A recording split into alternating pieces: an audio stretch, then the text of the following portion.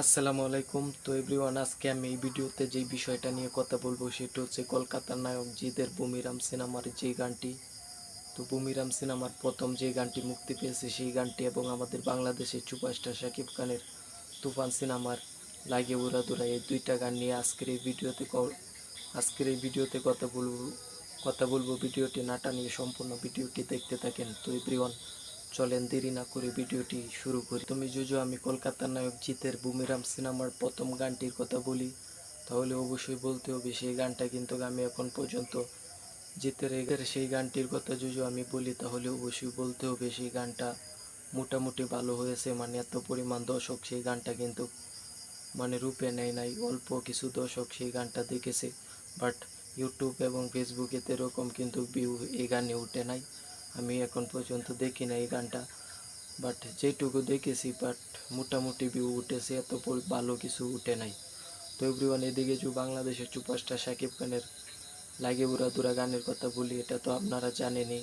মুক্তির পর থেকে কিন্তু এই গানটি একটি ইতিহাস করে আসছে। এখন পর্যন্ত কিন্তু এই গানটি পুরোপুরি বাংলাদেশ ও ইন্ডিয়াও কিন্তু এই গানটি ট্রেন্ডিংয়ে আছে। তো এভরিওয়ান, সব কিছু মিলিয়ে আমাদের শাকিব খানের যে লাগে উড়াদুরা গানটা আছে, এটা কিন্তু লাগে উড়াদুরা এই গানটি কিন্তু ইতিমধ্যে একটি ইতিহাস করে ফেলেছে, আরও কিন্তু ইতিহাস করতে যাচ্ছে। তো এভরিওয়ান, এখন পর্যন্ত ট্রেন্ডিংয়েও 1 নম্বরে আছে বাংলাদেশ ও ইন্ডিয়ায় শাকিব খানের যে লাগে উড়াদুরা এই গানটি। এখন পর্যন্ত এই লাগে উড়াদুরা এই গানটি কিন্তু 1 নম্বরে আছে, ট্রেন্ডিংয়ে আছে। তো এদিকে জিতের যে বুমিরাম সিনেমার প্রথম গানটি যখন মুক্তি দেওয়া হয়েছিল সেই গানে কিন্তু এত পরিমাণ ভিউজ হয় নাই, এত পরিমাণ কিন্তু সেই গানটা নিয়ে আলোচনাও হয় নাই। যেটা বাস্তব সেটাই আমি বলতেছি। আমি বাংলাদেশের বলে যে আমি শাকিব খানের সাইড টানতেছি এটা নয়, যেটা সত্যি কথা এটাই বলতেছি।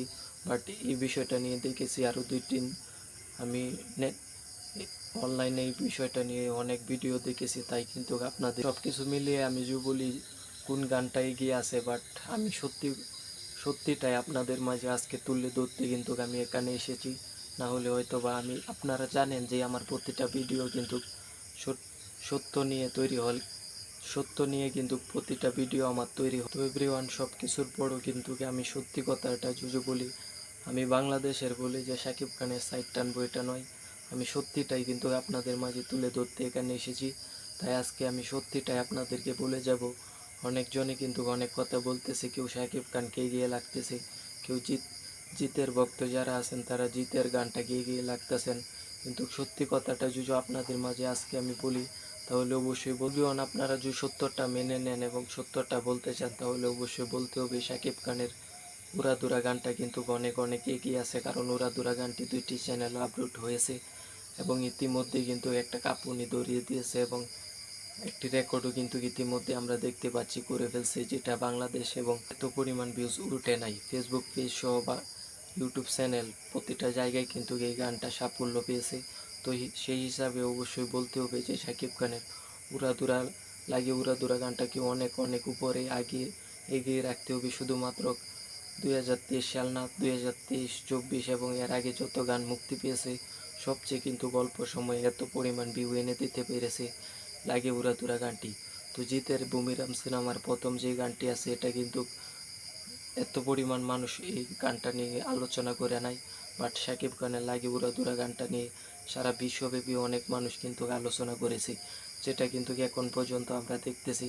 তো অবশ্যই তুফান সিনেমার লাগে উড়াদুরা এই গানটাকে এগিয়ে রাখতে হবে। তো আপনারাও বিবেচনা করে দেখবেন, অবশ্যই এই গানটাকে আমাদের এগিয়ে রাখতে হবে, না হলে কিন্তু এটা মিথ্যা হয়ে যাবে। বাট সত্যের দিকে যদি আপনি যেতে চান, তাহলে শাকিব খানের লাগে উড়াদুরা এই গানটাকে